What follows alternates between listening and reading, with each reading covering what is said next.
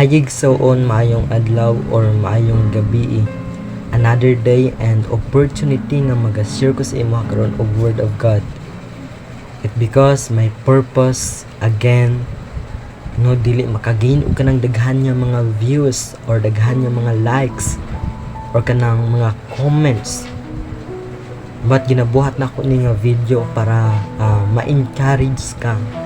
It because ang imong life nagasik og kanang purpose and meaning and daglisod kag pangita. Sometimes naga-question ka then walay mga katubagan, no? But I'm here to tell you nga mag-question ka or mangutana ka diha sa Ginoo.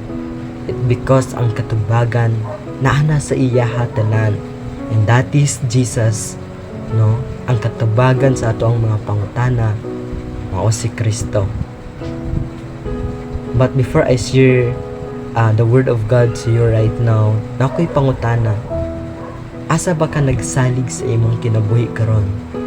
Sa imong kanang wealth or mga bahandi? Dagan kag kanang mga bahandi sa imong kinabuhi, dako kag kwarta sa bank account or kanang akay mga sakyanan and everything na ana sa imuha. Then night time nga ang imong life nagsalig na ka sa kanang mga bahandi nga naa sa imuha. And dili tika kanang i-judge, but I will remind you nga ayaw ka sa ligi ang mga bahandi nga naa sa imuha. Ang kwarta nimo mahurot ra na. Then ang sakyanan nimo nga nindot maguba ra na. Then ang balay nimo nga nindot kayo nga murag mansyon maguba ra na igsoon.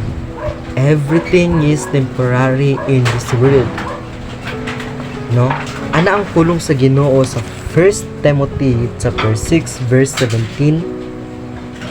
Pahimangnu'i ang mga dato nga dili sila magmapahitason og dili magsalig sa bahandi kundili sa Dios, kay ang bahandi dili makahatag og kasiguruhan. Apan ang Dios sa walay sukod naghatag kanato sa tanan aron kita malipay.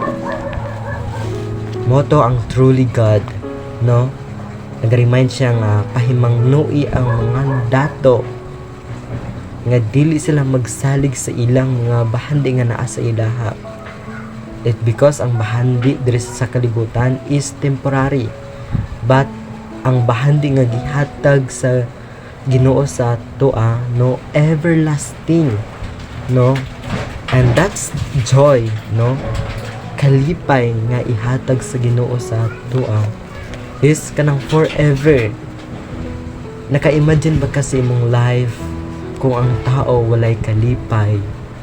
Unsa kaya ang pwede nimo ma-describe sa iya ha? Adlaw-adlaw mugot, adlaw-adlaw kanang na burn out, adlaw-adlaw walay gana. It because walay happiness sa life. Nang pinaka-importante sa atong kinabuhi ang joy, no? Ang kanang kalipay. Sa simple nga naa sa ato kung malipay ta, murag ginalagpas niya ang kanang dako nga mga bahandi or mga mahalon nga mga bahandi. It because ang kana nga butang or ang kana nga bagay mao kana ang ginatagana sa Ginoo para sa ato and that's life, no? That's why brothers and sisters, mao kini ang greatest reminder sa Ginoo sa ato nga dili ta angay nga magsalig sa atong bahandi, sa atong kwarta, sa atong mga sakyanan, everything, but we trust only the Almighty God.